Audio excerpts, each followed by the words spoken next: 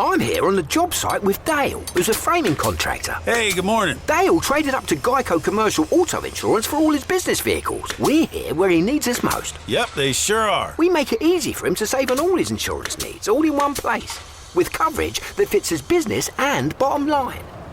Oh, I shouldn't have looked down. It's all right. We're so far up here. Look at me. Take a deep breath. Oh, I'm good.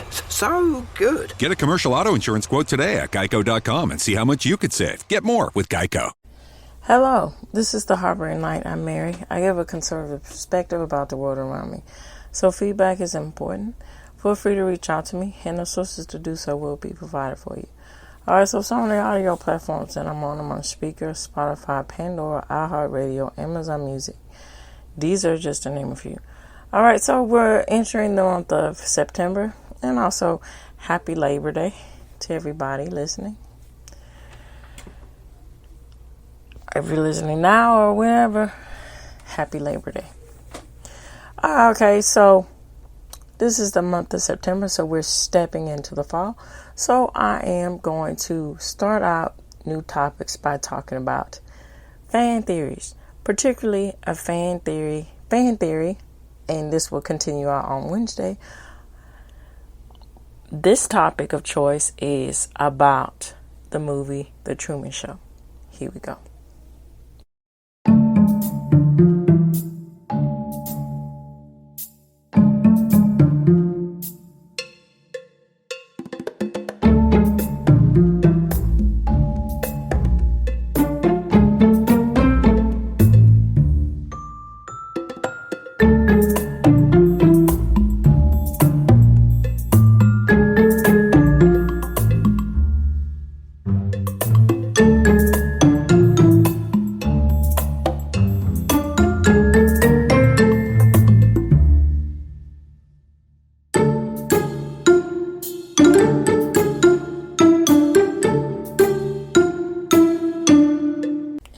Okay, here are my thoughts about the movie The Truman Show.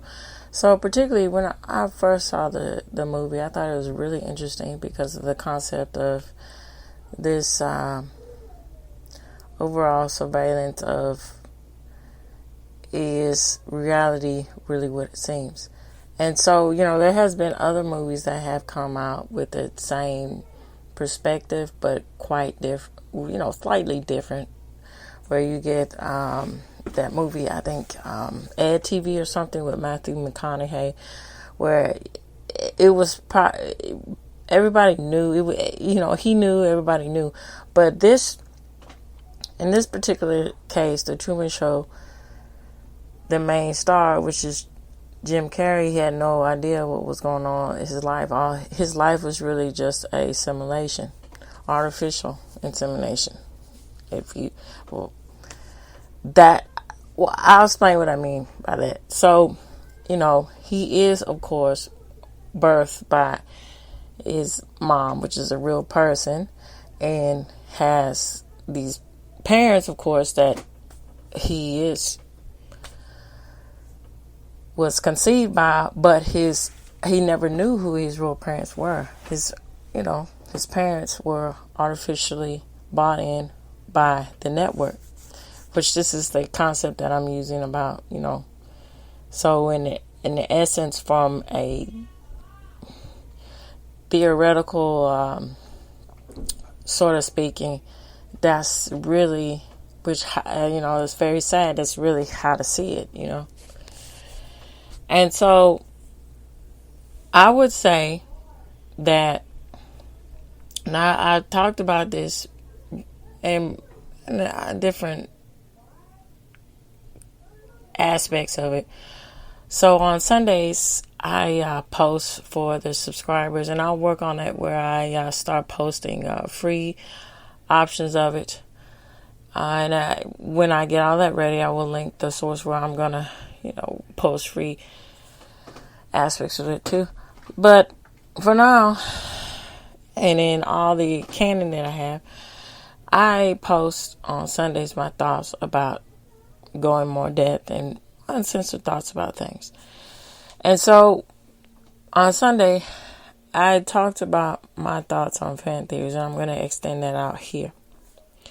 So I really think that fan theories are an extension of what is not whole in certain aspects of media, or where that be in literature, where that be in film in this case, or whether that be on a sitcom. Fan theories have to have a unique, organic level of stating the obvious of what happened. And so there are a lot of fan theories that surface around that makes a lot of sense. And then it's really spectacular when it turns out that these fan theories are quite true, when the creators, they give the green light and say, yeah, that was really the intention behind it. So in this case, with the Truman Show, where does the aspects lie within the legal obligations that is heavily enforced on all these people? Because this guy, he had no way of knowing that his whole life was a sham. And some people say that there are infiltrations to break the illusion and to guide him into understanding that everything you have known is not real. And so I would say this is quite, and this is going to lead into The Office too, which I will cover next week. So I would say it's quite different, where some people might, state the case, well, hey, what about shows like The Office and shows like Park and Recreation? See, that's the difference between the two. They are complacent in all these things, even though things that they feel uncomfortable about, they don't wish weren't aired or what have you, which was most of the case in The Office towards the end of the series. But in this case, no, that's not the point, because he just finds out that nothing is real. And so this is, again, from a legal point of view, and grounds for, some action to be taken about where is the money involved in banking on his success. Like, where has that all been allocated to? And then some say that the aspects, oh, well, it's fine because they gave him a place to live. They ensured that he was successful and that he had a place to work. He had it good. But on the other hand, really, is that the case? Because how can you say that that's true when, his whole world being is a lie? And so this also goes on the aspects of this dystopian sort of Orwellian, which is, a cornerstone or the bedrock of depictions like this. Now, this is from my sense, my point of view about it. Because people like Orson Welles, their whole notion was that the surveillance of always being watched, and you succumb to the aspects of governmental ties with control. So how does that translate into a movie like this? Well, on one hand, you have the aspects of, hey, from a viewer point of view, hey, this is, groundbreaking television. And then what are kudos to the network for taking liberties to be experimental. Shop the Sherwin-Williams Labor Day sale and get 35% off paints and stains August 22nd through September 4th. With prices starting at $31.84, it's the perfect time to transform your space with color. Whether you're looking to revamp your interior or exterior, we have you covered with bold hues, soothing neutrals, and everything in between. Visit your neighborhood Sherwin-Williams store or shop the sale online. Delivery available on qualifying orders. Click the banner to learn more. Retail sales only. Some exclusions apply. See store for details. Aspects of depiction of human nature and the human way of life, and also the aspects of the American dream. But on the other hand, all of this stuff is controlled. And also what's much worse is the main star just never knew that his whole life was a spectatorship. And all of that control and manipulation, when that dispensable reality is broken and you finally find out the truth, you have no idea your sense of who you are as an aspect of your own personality. And then that will in itself cause a lot of psychological issues that translate to trying to figure out how to make yourself, valuable and actually the real world. Now, there's also theories that say, and there's also people that have commentary and that say that, I'm not sure it's that, and my husband had this commentary too. He was saying that, how it ends, where it's very cinematic in the aspects of him walking across the stage and going into the real world. And so this dispels the reality that maybe this is alluding that he is going to use this. I'll be right back. So hold on. All right. Sorry about that, children. But they're the light of your life. So, okay. Just answer this right quick. I'll get back to y'all. I'll say, okay, so, like I was saying, all right, so here's the thing with everything centering around that here. Maybe there's a possibility where Jim Carrey's character just continues this out and he banks on himself and he uses his notoriety and his newfound popularity to monetize himself. And that's also another element to the possibility of all the layers that are going in with a show, with a movie like this in this aspects. And also my thoughts with the movie in itself. I don't think, and y'all can please, and all of you, please feel free to give comments about this, whether that be on YouTube. Sorry about that. My family, they're watching wrestling right now. So if you hear, what? That's what's going on. Anyhow, so, okay, feel free to make comments on YouTube. And for those who have done that, continue it out. And people, don't be shy. Get right in there and give me comments. And then also, email too as well. And like I said in the beginning of this episode, I have different sources for you to do so.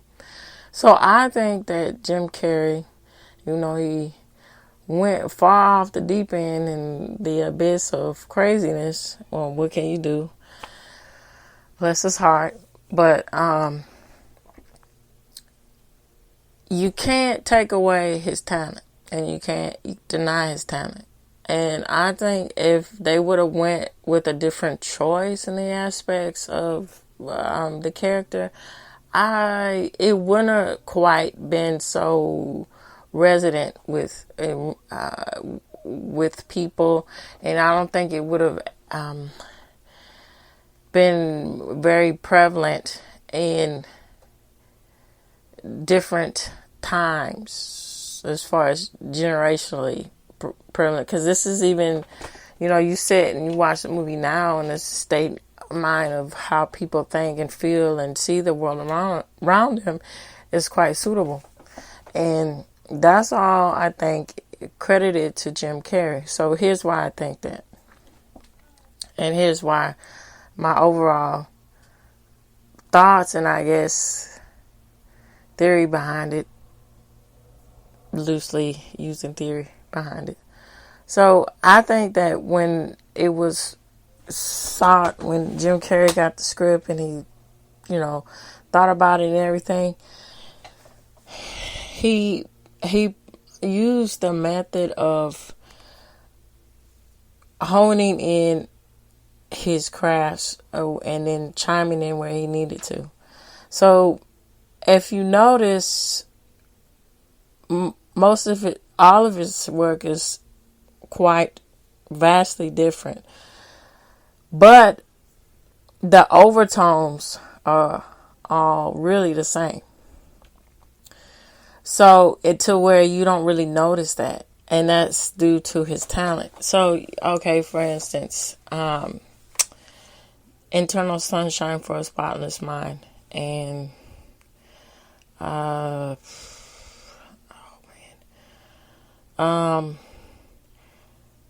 it got number 23, I think, and Ace Ventura and Liar Liar.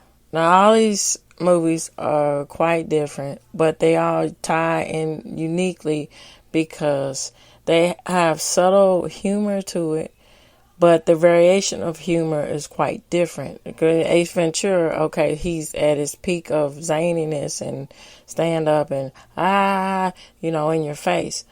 But Eternal Sunshine for the Spotless Mind, it's subtly there, but he gives the character in which he's playing, and then all other characters play off of that too a little bit, I think, with him. So he has a sense of humor in it, but it's adaptable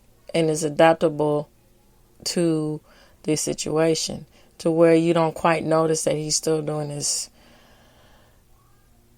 typical routine, and you just notice that he is portraying a character that has different layers and elements to himself, in which you go on a journey to figure all these things out.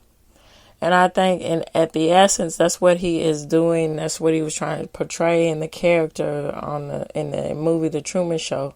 Here's this person. He is just going about his life where he seemed to be, on actual life. And then when he figures out that none of it is true, you see him descending and ascending into all these different ranges of emotions, to where you feel like you're going on that journey with him. And that's uniquely tied into the ability of Jim Carrey's talent. And the overall themes of what is presented in a movie like this, I don't think would have translated all that well if they would have not chosen him, if they would have went with somebody else as an actor. I think maybe the next second best choice, I think Jeff Daniels could have took it there.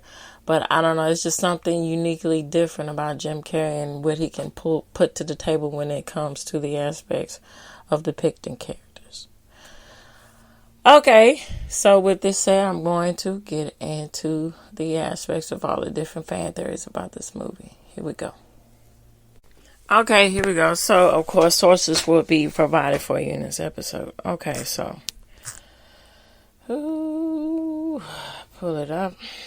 Pull it on up. Mm-hmm. All right. Okay. All right. So, excuse me. My stomach gurgling there. All right. So it says, Several fan theories explore the hidden mechanics and implications of the Truman Show.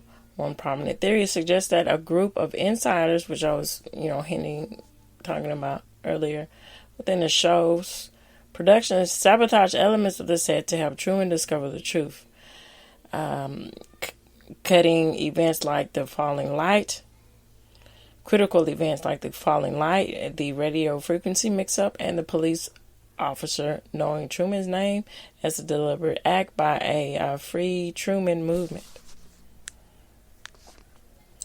All right, so another theory possessed that Truman's life after escape would be fraught with difficulty as he lacks real-world job experience, has no money since the show's currency is fake, and may struggle psychologically with this sudden shift from a fabricated world to reality. A related theory argues that the show's popularity stems from a dystopian real-world context of overpopulation and economic hardship, making Truman's idealistic small-town life a comforting escape for viewers who feel insignificant in their own crowded, stressful lives. And, it's apparent, escapism. And this is really exemplifying the aspects of that's what the whole point of movies are supposed to be, what shows are supposed to be. There's supposed to be a sense of being able to escape reality in a sort of sense, and a way that is compelling, in whatever way that is compelling to the audience. That was very prevalent in the cases, which is quite interesting that they centered this around the 50s for the most part, and then tried to make that whole Leave It to Beaver theme, because, in the 50s for the most part, it was a very, very booming, very strong, economically potent time for Americans. And to, see something like that, it brings in a lot of happy feelings, whether they be nostalgia or whether they just be, that's quite gitchy, or that's something cute. And then to, escape the aspects of the reality of all the weirdness that is going on from day to day. You can just sit down and just relax and just unwind. And so, I'm thinking back to the aspects of films, particularly that were going on in the 30s and so, because people were really, really, in other decades there are other circumstances about, hardship. But uniquely in the 30s, people were going through the Great Economic Depression and going through the Dust Bowl. And there was a whole lot of sense of worry and fear, and it was really hard. And so networks, well, particularly film industries, really took that to consideration. And so there was a lot of innovative ways to get people into the movie theaters, and to, as an event to be there to sort of cure what ails you through cinema. And then also with the aspects of the Nickelodeons, the things being only costing a nickel and so forth, and how that translates into the aspects of the reality of what people can afford to do, and the depression. Quite interesting. All right, so let's get back to it. Says making Truman's, like I said, so some fan theories speculate that Truman might return to the show, but potently starring in a new reality series where his adventures are documented, though this would likely lose the original appeal of unscripted authenticity. The theory that Truman may have subconsciously sensed something was wrong through his life, with minor abnormalities accumulating until they became undeniable draws that are parallel to individuals, and isolation, in the aspects of being isolated in societies who only question their reality after going outside of the information. All right, that's quite interesting. And, again, that's very relevant to the aspects of what do you do when somebody is questioning your worldview? And then, you see a lot of information, you share a lot of content, particularly on YouTube and so forth, and other content form driven apps or media like Rumble and so forth, where there are this whole idea of man on the street interviews here, asking different questions, and then most of the time it's politically driven, to see where the overall census is and on certain aspects of our government. And then when somebody is, trying to be an objectional observer and just really trying to say, well, this, most of the time, sometimes these things are considered raised bait, and some might be bad faith characters with, asking questions like this. But most of the time, these are genuine questions to know exactly what is wrong, what is good about the development of how people value government and value politics, and what they actually understand about how it works in our society. And so most of the time when there are these people asking these questions, the man on the street interview type of questions, when the worldview is shattered, they don't know what to do, or they get, and it's one or two things, they either take it, eloquently, or they take it as a defense and just attack, and it's just no way to, get to a rational discussion. And that's quite very, very true with the aspects of how to deal with stuff like this when you see a movie like this with the Truman Show. All right, so let me dive in a little bit more here and see what it says on this. It says, so the director knew you were getting paranoid and suspicious about how artificial this world is. So the film was their last effort to dissuade you from questioning how real your reality is. But not only that, the show is going to be canceled due to very bad audience ratings on your show. And the show indeed jumped into a shock of a long time. So let's go on to the Truman will return to the show. So after living his entire life, it says, in a carefully conditioned environment, he wouldn't be able to handle the real world. More specifically, the celebrity status he would get from it. So he had no real abilities to speak of, and they presumably didn't challenge him in school because they wanted him to pass. Even assumingly he meets up with Sylvia and that she helps him out, he'll eventually have a breakdown and return to the show. And then it says about this theory, it says, and then what? Sailing off as the point of no return to him. Even if Christoph managed to conceive him to return, the show would never be the same with him, as I clued into that he's living in a fake world. So Christoph asked him to stay. He's clearly willing to have Truman return after finding out the truth. So, of course, the real question is if the viewers would be okay with that. So, this is similar to real-life causes of PTSD. Many people just wish they could go back to the way it all was before, but they have to deal with the reality and find peace with it after a lot of grieving. So it says, note also that the appeal of the show for audience was that it was a real life.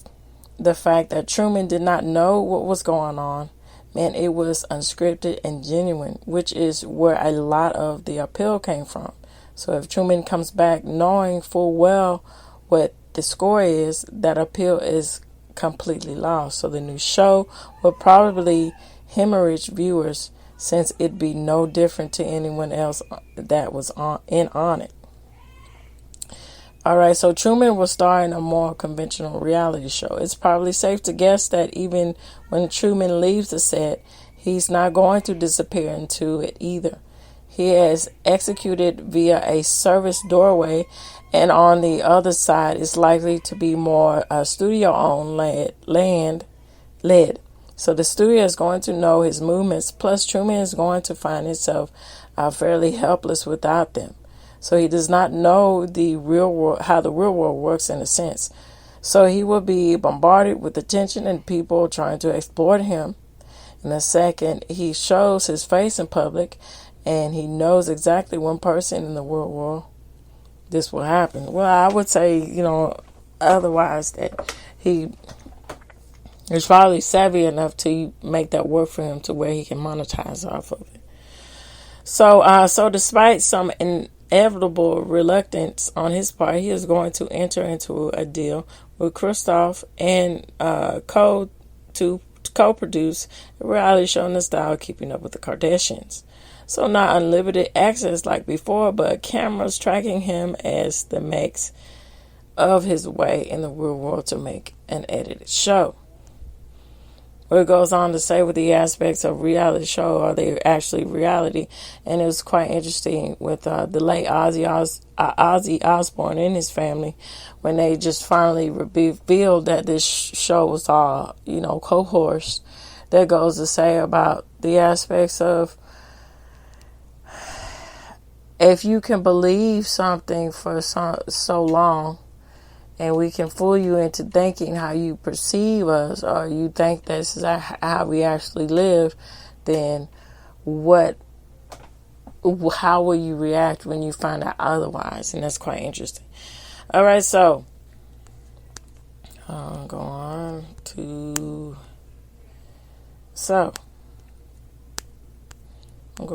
say this. All right, so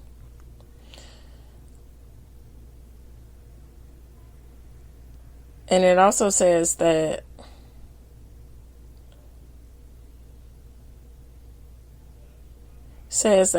which is quite something else. It says the Truman Show is fancy anti-abortion propaganda. So consider that Truman was one of the several kids conceived from surrogacy. Also consider that the network running the show was the first corporation to adopt a child. And consider that we see video footage of Truman in the womb. So the entire idea of the Truman Show seems like a convoluted case for putting an unwanted child up for adoption. So it says, think of the life the kid might have had. Eventually, everyone forgot about it. Wow, that's something. So, Truman Show had switched sitcom genres and had different classic sitcom plot lines in the universe. So I'm gonna go back to the aspects of the Truman Show is fancy and the anti-abortion propaganda. All right, so propaganda and anti-abortion. Now, I will state stuff like this in this sense, and I think that it's one of those contrarian things where people know that it's wrong to abort things, know that it's wrong to abort a human life, but when I say abort things, I mean by, if you become flaky on something, you just, there's different meanings to that. But in this case, the harsh reality of that, it's just subtle. Like, if you get in a mentality, you come flaky, you don't want to commit to, life is up and down, a lot of stuff happens. But if you constantly flake out on something, what does that say about your character? All the way to the most prolific thing that is unimaginable to do is to abort a human life. Not to say that it's propaganda is, really convoluted. Now, everybody has their own opinion, but I'm just saying, there's always other options besides just doing this massive thing? Like, would you be in favor of murder? Because in the essence, you know, even though that it's argued where to abort out of some rare condition or to abort out of, you know, being assaulted, and you know what that means by a female being assaulted, and a child is conceived out of the assault. Now, that goes to the whole point and the massive of the point of, are you going to take away innocent life out of the sins of the father? No. You continue that life because that life is treasured, is valued. But on the essence, you know, it's one of those things you have to make the point to also have a rational and an adult decision on how to take care of the child if you don't want to. And the aspects of adoption is prevalent. Now, in this case, it is distorted and warped and screwed up with the aspects of how that happened, but that also in itself brings a prevalent a reality or harsh reality of this situation of things that go on in the real world with the aspects of abortion issues. All right, so Truman Show had switched multiple sitcom genres and had different classic sitcom plot lines in the universe. So, stay-at-home mom, working dad, kid getting into trouble, high school adventures, college buddies, workplace comedy, bubbly dad and family with children. Similarly, there were several classic sitcom plots as Truman was growing up. Some of them are this: a new neighbor, a new family with kids moves in, and also this new family with kids that moves across the hall with the aspects of, you know, as particularly at that time, you know, when we get into the 50s and 60s, when we get evolved with different perspectives of different cultures, we have the aspects of, here we go, with the Afro-Americans and Truman, and has a lot of wacky shenanigans and misunderstandings as he gets to know them, and also with the aspects of the beach episode. All right, so this reaches the end of the Harvey Light, and of course I would like to know what you all think. And I'm going to continue on Wednesday, but I'm going to talk about another another movie that is very popular in the sense of coming of age, if that's a good clue, and the overall apt that this director has had in his hand with telling stories like this. All right, so tune in, turn up, and definitely take care. Bye-bye for now.